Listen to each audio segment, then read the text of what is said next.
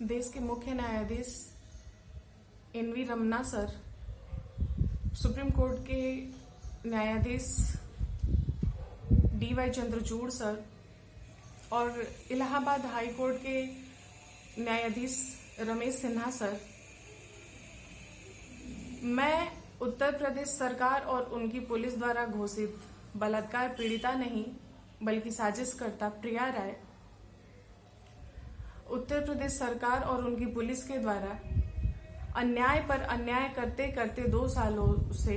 अब अंततः मौत की मुंह में ढकेलकर पूरी तरीके से छोड़ दिया गया है मरने के लिए, और हमारी कोई सुनने वाला नहीं है और कोई सुनेगा भी नहीं। लेकिन मरने से पहले मैं यह वीडियो बना रही हूँ जिसमें मैं कुछ मुख्य चीजें रख रही हूँ, और यह मरने के बाद भी अगर आप लोगों के पास पहुंच जाए और पहुंचने के बाद अगर मेरे बाद कुछ बहन बेटियों को बचा लिया जाए आप लोगों के द्वारा कड़े रुख अपनाकर, तो मेरे लिए वही बहुत बड़ी बात होगी। अब मैं बताती हूँ कि मेरा अपराध क्या है, कैसे मैं साजिशकर्ता बनी। मैंने 1 मई 2019 को हिस्ट्री सीटर अतुल राय पर बलात्कार का मुकदमा लिखाया। वहीं से शुरुआत हो गई मेरे साजिशकर्ता होने की। मेरे साथ अन्याय क्या हुआ कि मैं 29 अप्रैल 2019 को वीडियो डालती हूँ रात को,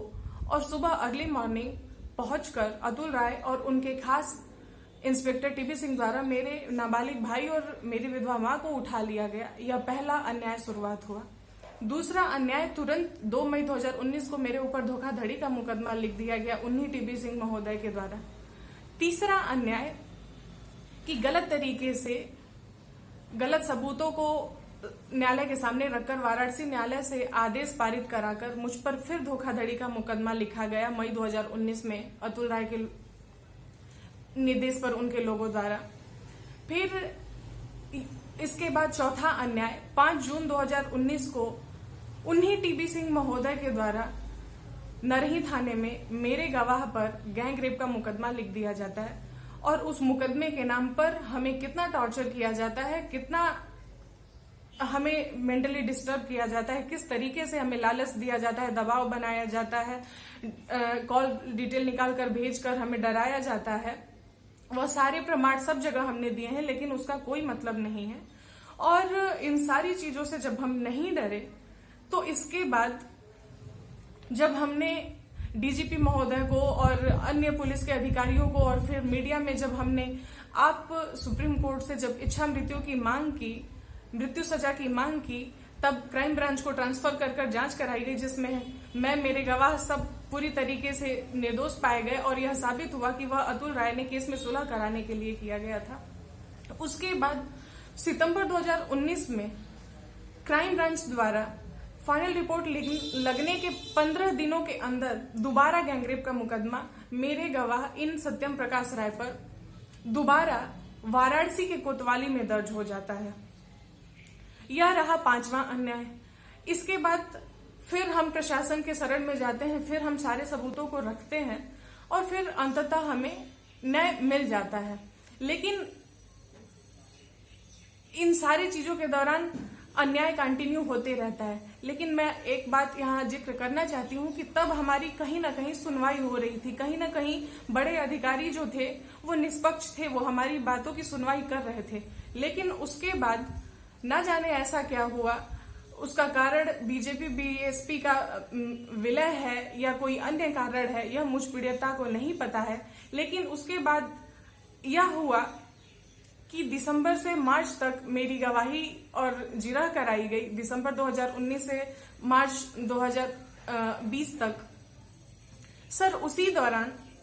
माननीय हाई कोर्ट के न्यायाधीश रमेश सिन्हा सर के द्वारा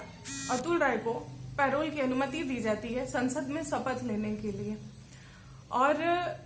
उसमें तमाम तरह से चीजें होती हैं कि कैसे उनको कड़ी निगरानी के अंदर ले जाना है और किस तरीके से उन्हें फोन और अन्य चीजों से उनको दूर रहना है और उनको कोई भी अन्य सुविधा नहीं उपलब्ध कराई जानी है, जिसको मैं पीड़िता ने पिछले जितने भी 5-6 अन्याय हुए थे जिसको मैंने अभी बताया, उन सारी चीजों को ध्यान में रखते हुए मैं पीड़िता आप सुप्रीम कोर्ट के समक्ष आई और उनके पैरोल को रोकने के लिए इन कारणों को रखा कि हम पर यह बिना सांसद रहे इस तरह की चीजें करा चुका है यह व्यक्ति और आपराधिक प्रवृत्ति का व्यक्ति है, तो यह जब संसद में जाकर सांसद की शपथ ले लेगा तो फिर यह हमारे साथ और कितना अन्याय करेगा, हमारे केस को ही पूरी तरीके से खत्म कर देगा। पर आप सुप्रीम कोर्ट में न्यायाधीश DY चंद्रचूड़ सर ने आपने कहा कि यह उसका अधिकार है, अगर वह नहीं शपथ लेगा तो उसका सांसदी का जो वो है वो कैंसिल हो जाएगा और यह उसका अधिकार है। जिस पर मुझ पीड़िता के द्वारा न चाहते हुए, मैं न चाहते हुए इसलिए कह रही हूं क्योंकि मैंने पहले ही गिना दिया है कि मेरे साथ पहले अन्याय क्या क्या हो चुका था, न चाहते हुए भी मैंने उसे स्वीकार किया क्योंकि मुझे माननीय न्यायालय में आस्था थी। मुझे लगा कि जब इसके अधिकार की बात हो रही है तो फिर मेरे भी तो कुछ अधिकार होंगे, अगर मेरे साथ गलत होगा, मेरे साथ अन्याय होगा तो मेरे भी तो अधिकारों को ध्यान में रखा जाएगा न्यायालयों द्वारा और बाकी के अन्य जिम्मेदार लोगों द्वारा। पर ऐसा नहीं हुआ। माननीय न्यायाधीश सर, माननीय चंद्रचूड़ सर, मैं आपके पास मैं अपने एप्लीकेशंस को पहुंचाना चाह रही थी पिछले 1 साल से, जब से अन्याय बहुत बड़े स्तर से हो रहा था, लेकिन मैं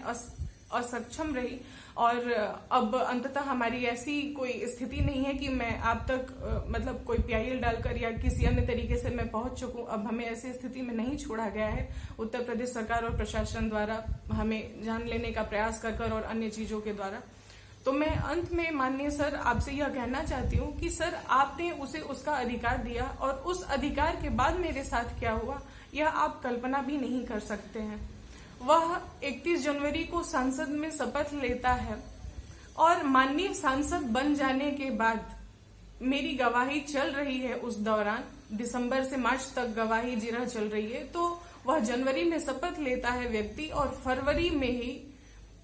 अपने लोगों द्वारा सोशल मीडिया पर तरह तरह की चीजें फैलाने लगता है। मेरा नाम लेकर गलत गलत चीजें, मुझे दर्जनों मुकदमे करने वाली, मुझे चरित्रहीन, मुझे पेशेवर, मुझे धंधा करने वाली और अन्य चीजें फैलवाने लगता है। और पता नहीं किस किस का ऑडियो वीडियो जोड़ तोड़कर गलत तरीके से डालने लगता है और अंदर अंदर हमें धमकी भी अपने लोगों से दिलवाता है कि अब भी मौका है, छोड़ दो। लेकिन हम नहीं छोड़ते हैं क्योंकि हमें आपके द्वारा वह कही हुई लाइन याद थी कि यह उसका अधिकार है। तो मैंने फिर वही सोचा कि उसके अधिकार अभी मिले हैं, मेरे भी कुछ अधिकार हैं और होंगे। मैं अपनी गवाही कंटिन्यू रखी और यही मेरी सबसे बड़ी गलती थी जिसकी आज मैं सजा काट रही हूँ और मरकर वह मेरी सजा पूरी होगी। मैंने गवाही कंटिन्यू रखी और गवाही जैसे ही मेरी खत्म हुई, जिस दिन मेरी जिरह खत्म हुई उसके अगले ही दिन मेरी सारी गवाही जिरह को ध्यान में रखते हुए एक बहुत ही दिमाग से बड़े बड़े वकीलों और बड़े बड़े लोगों के द्वारा बहुत ही दिमाग से एक स्क्रिप्ट तैयार की गई और उस स्क्रिप्ट को सीधे अतुल राय के पिता द्वारा वाराणसी प्रशासन को दी जाती है, जिसे बड़े अधिकारियों द्वारा ऊपर से आदेश कराकर अंदर ही अंदर जांच कराई जाती है। आप माननीय न्यायाधीश महोदय यह सोचें कि कैसे वह व्यक्ति संसद में शपथ लेने के बाद इतना पावर उसके पास आ जाता है कि वो अंदर ही अंदर जांच करा लेता है और माननीय न्यायालय को यह बात नहीं बताई जाती है, माननीय न्यायालय के संज्ञान में नहीं लाया जाता है कि हमें कुछ इस केस में एडिशनल चीजें मिली हुई हैं और हम इसमें जांच करना चाहते हैं। ऐसा पुलिस के द्वारा नहीं किया जाता है, वाराणसी प्रशासन के द्वारा, और उसमें अंदर अंदर जांच की जाती है, जिसमें तत्कालीन वाराणसी SSP अमित पाठक सर की बहुत बड़ी भूमिका है। और अब उनकी ही नहीं बल्कि उत्तर प्रदेश के law minister Brajesh Pathak sir की बहुत बड़ी भूमिका है। इन लोगों ने गलत तरीके से फर्जी रिपोर्ट तैयार किया गया, उसमें एक एक बातें झूठी और गलत तरीके से लिखी गई और उसके बाद उस फर्जी रिपोर्ट को गलत तरीके से सीधे अतुल राय के वकीलों को दे दिया गया, जिसे उनके द्वारा हाई कोर्ट में लगाया गया। और उसके बाद जब हमारे द्वारा उस पर सवाल किया गया, उस सारी चीजों का खंडन किया गया पूरे सबूतों के साथ, तो वाराणसी प्रशासन के द्वारा उसको IG अमिताभ ठाकुर को दे करके मीडिया में प्रचारित किया गया और खूब दुष्प्रचार कराया गया। लेकिन वाराणसी प्रशासन ने आज तक एक प्रेस कॉन्फ्रेंस करके उस फर्जी रिपोर्ट को यह नहीं कहा कि वह सही है या नहीं है, क्योंकि वाराणसी प्रशासन के एसएसपी अमित पाठक द्वारा 4 नवंबर को ही मुझे यह कह दिया गया था कि वह अमान्य है और उसमें अभी आपका बयान नहीं जोड़ा गया है, आपके साक्ष्य नहीं जोड़े गए हैं, उसे जोड़े जाएंगे, जिसे आज तक नहीं जोड़ा गया है। और उसके बाद माननीय वर्तमान न्यायाधीश आलोक श्रीवास्तव नवंबर 2020 में एमपीएमएलए कोर्ट में आते हैं और मेरे गवाह की गवाही जिरह गलत तरीके से साजिशन सातिरता से कंप्लीट कराते हैं और मेरे गवाह के द्वारा दिए हुए तमाम साक्ष्य, जिसमें ऑडियो, वीडियो और भी कागजी प्रमाण, इन सारी चीजों को जिसमें मैं प्रत्यक्ष रूप से कह रही हूं न्यायाधीश महोदय कि जिसमें प्रत्यक्ष रूप से हिस्ट्री सीटर सांसद अतुल राय की कन्विक्शन की ठोस चीजें थी, जिससे उसकी कन्विक्शन साबित होती ही होती, यह मेरा दावा है।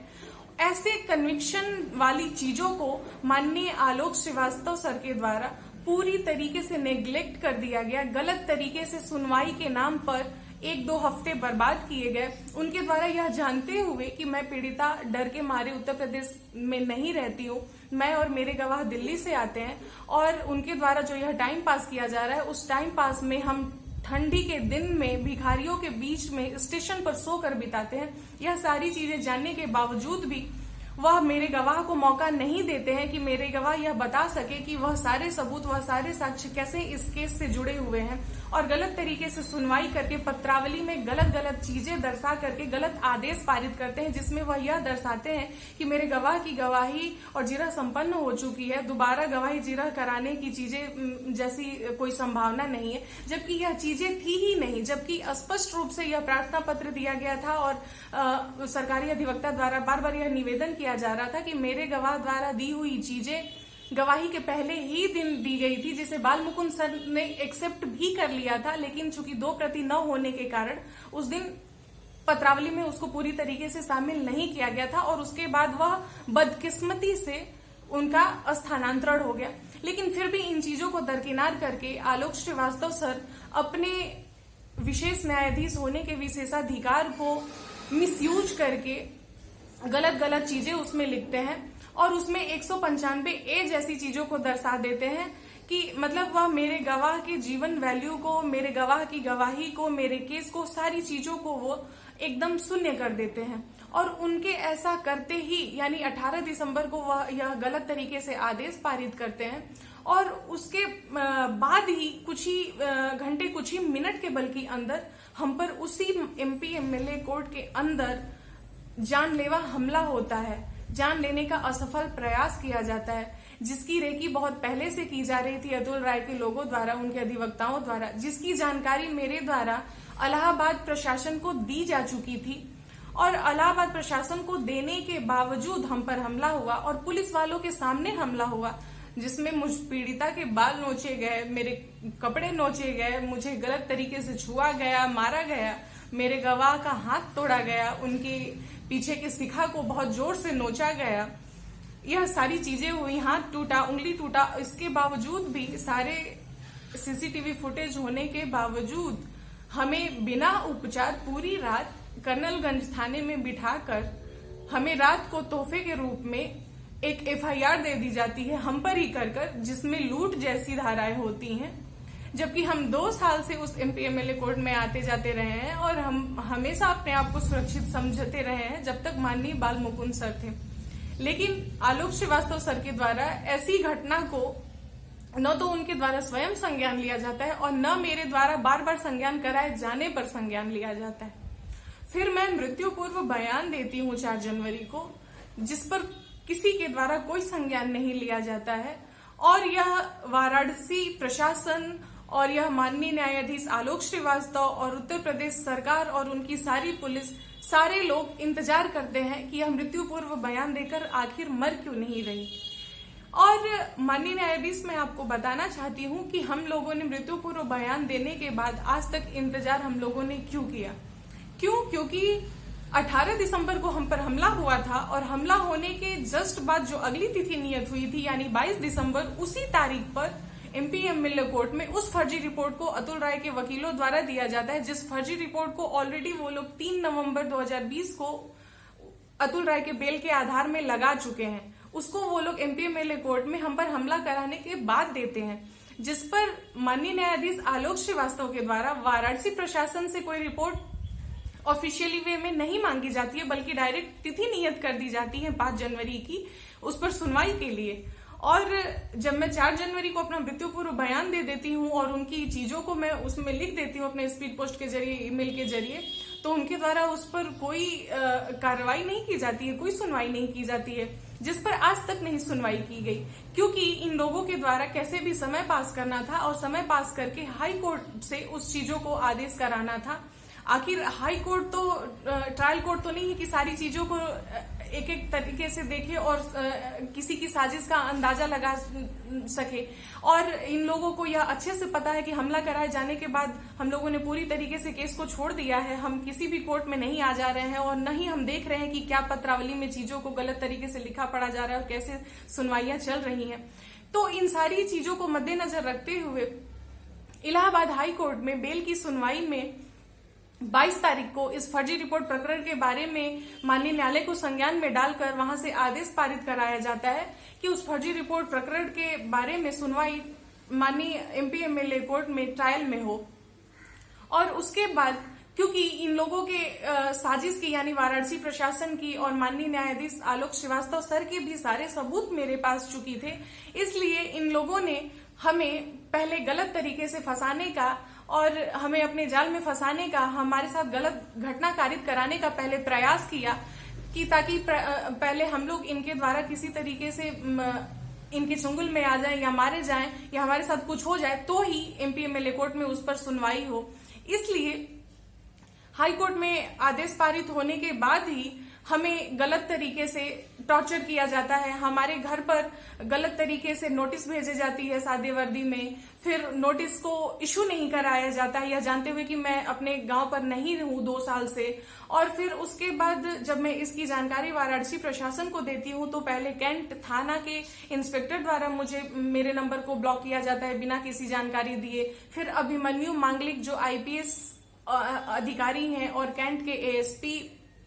हैं, उनके द्वारा मुझे गलत नोटिस दिया जाता है। जो एफआईआर अतुल राय के भाई पवन राय ने कराया है उसके एवज में किसी मनोज सिंह के नाम पर अभिमन्यु मांगलिक सर के द्वारा मुझसे बयान मांगा जाता है। फिर मैं यह सारी चीजें जब उनके समक्ष लाती हूँ कि यह क्या बात हुई कि आप मुझसे दूसरे के नाम पर मांग रही है, कौन व्यक्ति है, तो उनके द्वारा सही जानकारी उपलब्ध कराने के नाम पर फोन काट दिया जाता है और आज तक कोई सही जानकारी नहीं कराई जाती है। उसके बाद फिर मुझे स्वयं वाराणसी के पुलिस कमिश्नर ए सतीश गणेश सर के द्वारा मेरे नंबर को ब्लॉक कर दिया जाता है। फिर मैं उनके नीचे के अधिकारी को इस बारे में सूचित करने के लिए कॉल करती हूँ और मैं जैसे ही उनको परिचय देती हूँ कि मैं बलात्कार पीड़िता बोल रही हूँ और अतुल राय रेप केस प्रकरण से, तो वह यह सुनते ही तुरंत फोन काट देते हैं और उनके भी द्वारा मुझे ब्लॉक कर दिया जाता है। और उसके बावजूद, इतनी सारी चीजों के बावजूद न्यायालय में अपने पुलिस को भेजकर झूठा बयान दिलाया जाता है कि वह दबिश दे रहे हैं और मैं पीड़िता भाग रही हूँ,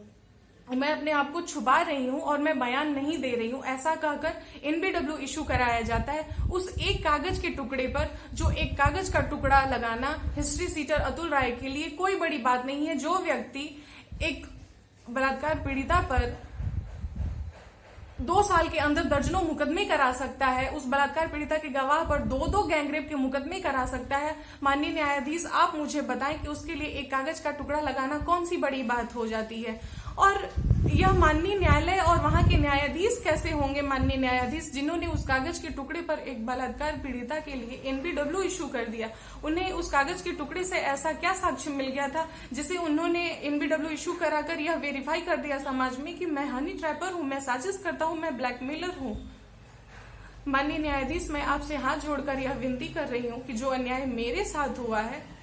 वह मेरे मरने के बाद किसी के साथ आप कृपया करके न होने देने का प्रयास कीजिएगा। माननीय न्यायाधीश, मैं आपसे हाथ जोड़कर यह विनती कर रही हूँ कि या तो आप स्वयं ही यह आदेश पारित कर दें या फिर आप लोकसभा में ऐसे आदेश पारित करा दें कि कोई भी बलात्कार पीड़िता किसी भी अपराधी पर, किसी भी राजनीतिक व्यक्ति पर बलात्कार का मुकदमा न दर्ज कराए। और बलात्कार का मुकदमा तभी वेरीफाई होगा जब उस बलात्कार पीड़िता का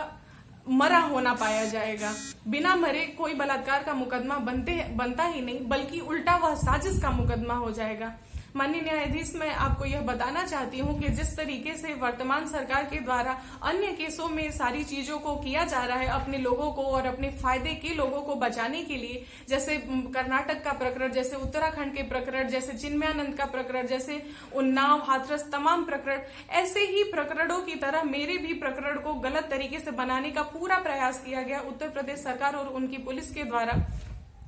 ऐसे ऑडियो वीडियो जोड़ तोड़ कर लाए गए जिसका मुझ बलात्कार पीड़िता का और मेरे बलात्कार के केस का उस केस से दूर दूर तक कोई लेना देना नहीं है। लेकिन चूंकि उस केस को कैसे भी बर्बाद करना था, क्योंकि अतुल राय से वर्तमान में उत्तर प्रदेश सरकार को और बीजेपी सरकार को फायदा है, इसलिए हम लोगों को कैसे भी साजिशकर्ता साबित करना था और हमें मौत के मुंह में ढकेलना था, इसलिए यह सारी चीजें की गई। माननीय न्यायाधीश, मैं एक बात और आपके बीच रखकर जाना चाह रही हूँ कि मेरे साथ जो भी अन्याय हुआ है उसके मैंने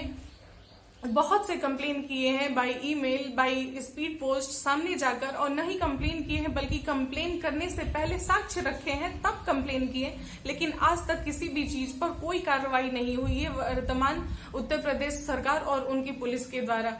बल्कि माननीय न्यायाधीश, यह पूरी कोशिश की गई है कि हमें दिन पर दिन और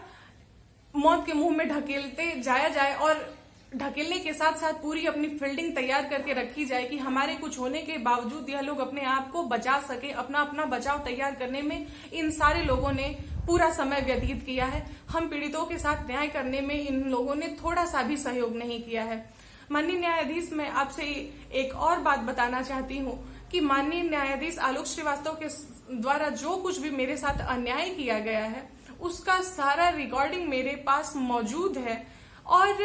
9 जुलाई 2021 को जब मुझ पीड़िता के द्वारा और मेरे गवाह सत्यम प्रकाश राय के द्वारा अपने हस्तलिखित में शिकायत पत्र 24 पेज व 10 पेज यानी पूरे 34 पेज में हम दोनों ने अपना लिखित जब उनके समक्ष जाकर मेरे द्वारा दिया गया माननीय न्यायाधीश आलोक श्रीवास्तव सर के पास, तो उन्होंने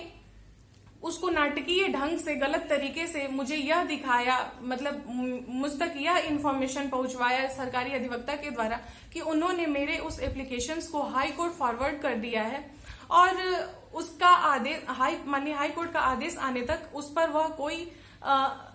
सुनवाई नहीं करेंगे। और उसके बाद इसी बीच में मुझ पीड़िता पर यह एनबीडब्ल्यू इशू कराया जाता है गलत तरीके से, और सिर्फ मुझ पर ही नहीं, मेरे गवाह सत्यम प्रकाश राय पर भी बलिया के न्यायालय से वारंट इशू कराया जाता है उस फर्जी गैंगरेप के प्रकरण में, जिसमें सितंबर 2019 में ही क्राइम ब्रांच के द्वारा रिपोर्ट लग चुका है और जिसका साक्ष्य मेरे गवाह सत्यम प्रकाश राय के द्वारा माननीय आलोक श्रीवास्तव सर के समक्ष दिया जा चुका था, जिसमें यह स्पष्ट साबित था कि वह फर्जी रेप का केस सांसद अतुल राय ने करवाया था और वह ऐसा उसमें कह रहा है कि वह जो गिरफ्तारी इनके दोस्त की कराया वह चाहता तो इनका कराता, लेकिन क्योंकि उस हिस्ट्री सीटर को हमसे मतलब सेटलमेंट करना था, इसलिए इनका बाहर रहना जरूरी था, इसलिए इन पर दबाव बनाने के लिए, हम पर दबाव बनाने के लिए वह इनको नहीं बल्कि इनके दोस्त हर्ष सिंह राजा की गिरफ्तारी कराया। लेकिन ऐसे साक्ष्यों को उनके द्वारा दरकिनार किया जाता है और ऐसे साक्ष्यों का दूर दूर तक कोई जिक्र नहीं किया जाता है। माननीय न्यायाधीश, जब मैं उनके सामने उन पर आरोप लगाकर 9 जुलाई को चली आती हूँ, उसके बाद ही यह बदले की भावना से 2 वारंट इशू कराए जाते हैं और उसके बाद वारंट इशू कराने के बाद इनके द्वारा यानी वर्तमान न्यायाधीश आलोक श्रीवास्तव सर के द्वारा एक समन भी मेरे घर पर भिजवा दिया जाता है, जिसमें यह लिखा होता है कि मैं आगे की कार्रवाइयों पर मैं आऊं और वहां की कार्रवाई में भाग लूं। और माननीय न्यायाधीश, जब मेरे द्वारा सरकारी अधिवक्ता को बताया जाता है कि एनबीडब्ल्यू इशू करा दिया गया है, तो वह कहते हैं कि किसी भी एनबीडब्ल्यू का या आप पर हुए किसी भी केस का आपके यहाँ चल रहे बलात्कार के मुकदमे से कोई लेना देना नहीं है। माननीय न्यायाधीश, मैं बलात्कार पीड़िता 1 मई 2019 को हिस्ट्री सीटर अतुल राय पर एफआईआर दर्ज कराने से पहले मुझ पर कोई भी मुकदमा नहीं था। उसके बाद दर्जनों मुकदमे हो गए और वर्तमान न्यायाधीश के द्वारा सारे सबूतों को पहले ही गलत तरीके से हटा दिया गया है और अब उनके द्वारा यह स्टेटमेंट दिया जा रहा है कि हम पर हुए किसी भी एफआईआर का हमारे उस बलात्कार के मुकदमे से कोई लेना देना नहीं है। माननीय न्यायाधीश, यह किस तरह का दोहरा न्याय की नीति है, मैं यह समझ नहीं पा रही हूँ। माननीय न्यायाधीश, मेरे द्वारा एनबीडब्ल्यू के बारे में 2 अगस्त 2021 को सुनने के बाद यह निर्धारित किया गया है कि मैं अपनी जान दे दूंगी, लेकिन मैं इस एनबीडब्ल्यू के खिलाफ मैं किसी न्यायालय में कोई अर्जी नहीं दूंगी, ना स्टे के लिए, ना अग्रिम जमानत के लिए, न ही एक सिंपल प्रार्थना पत्र तक मैं डालूंगी। और माननीय न्यायाधीश, इसके साथ मेरे द्वारा यह भी निर्धारित किया गया है कि मैं अपने आप को उत्तर प्रदेश पुलिस के द्वारा टच भी नहीं होने दूंगी, क्योंकि इन दोनों ही परिस्थितियों में मेरे 2 साल की लड़ाई, मेरे 2 साल का जो अथाह कष्ट है, वह सब खत्म हो जाएगा और मैं हार जाऊंगी। इसलिए यह मेरे द्वारा निर्धारित किया गया है कि मैं जान दे दूंगी, लेकिन मैं यह दोनों ही चीजें नहीं होने दूंगी। न मैं कोर्ट जाऊंगी और न ही मैं पुलिस के हाथ लगूंगी। माननीय न्यायाधीश, मैं आपसे यह विनती कर रही हूँ कि अगर हमारे मरने के बाद यह हमारा वीडियो आप तक मिले तो आप कृपा करके, मुझे न बचा पाए सही, कोई बात नहीं, लेकिन मेरे बाद बाकी की बहन बेटियों को बचा लीजिएगा। और जब किसी अपराधी के अधिकार का आप सोचिएगा, उसको कोई भी अनुमति देने से पहले, तो एक बार हमारे इस प्रकरण को जरूर याद करिएगा कि उस अधिकार का वह किस तरीके से मिसयूज कर सकता है, और मिसयूज करके हम पीड़ितों को मौत के मुंह में ढकेल सकता है, और उसके बाद हमारी कोई सुनवाई करने वाला नहीं होगा। हम चीखते चीखते मर जाएंगे, लेकिन हमारी कोई नहीं सुनेगा। माननीय न्यायाधीश, मैं और मेरे गवाह, हम दोनों ही जान देने के लिए तत्पर हैं, और हम जानते हैं कि हमें कोई नहीं बचाएगा, लेकिन हमें सिर्फ कष्ट इतना ही है माननीय न्यायाधीश कि हमने आपके निकाले हुए तमाम आदेशों को ध्यान में रखते हुए बहुत ही मजबूती से यह लड़ाई लड़ा। हमें हिस्ट्री सीटर अतुल राय द्वारा बहुत टॉर्चर किया गया, बहुत डराया धमकाया गया, इतने सारे मुकदमे किए गए, लालच दिया गया, हमारी सेफ्टी सिक्योरिटी तक की लिखित में सारी चीजें करने की उनके द्वारा बात की गई, वीडियो बनाकर देने तक की बात की गई, लेकिन हमने न्याय प्रणाली में विश्वास रखा और इन सारी चीजों को नेग्लेक्ट कर दिया। और बदले में हमें क्या मिला? हमें बदले में मौत मिला, साजिशकर्ता का टैग मिला। जिस विधवा माँ से मैं 2 साल से दूर हूँ, जबरदस्ती उसे भी बस उसका नाम डालकर जबरदस्ती उसको परेशान करने के लिए, टॉर्चर करने के लिए जबरदस्ती उसका भी नाम घसीट दिया गया। माननीय न्यायाधीश, कृपा करके अब आगे किसी लड़की के साथ आप ऐसा न होने दें। आप ऐसा कोई आदेश निकालें कि कोई भी किसी भी राजनीतिक और आपराधिक व्यक्ति पर केस न करे। माननीय न्यायाधीश, मैं एक बात और कहना चाहती हूँ कि चिन्मयानंद केस में जिस तरीके से कोर्ट के द्वारा चीजें की गई, यानी लड़की के बारे में क्या किया गया, मैं उस बारे में नहीं बात कर रही हूँ।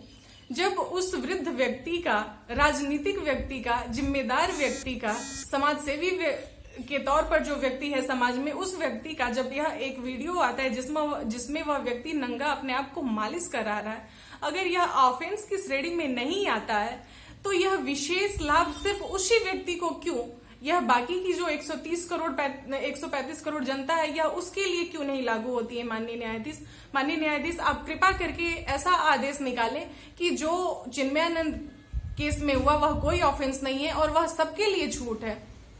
ऐसा क्यों माननीय न्यायाधीश की जिसकी लड़ने की क्षमता नहीं है उसको गलत एफआईआर करके उसका कन्विक्शन फिक्स हो जा रहा है, लेकिन जो अपराधी हैं जिनका कन्विक्शन फिक्स होना जरूरी है और सारे साक्ष्य रहते हुए उन्हें डायरेक्ट बरी कर दिया जा रहा है। यह दोहरा व्यवहार गलत है। माननीय न्यायाधीश, मैं जाते जाते आपसे फिर से विनती कर रही हूँ कि आप मुझे न बचा पाए सही, लेकिन मेरे बाद आप बाकी की अन्य बेटी बहनों को बचाने का प्रयास जरूर करें।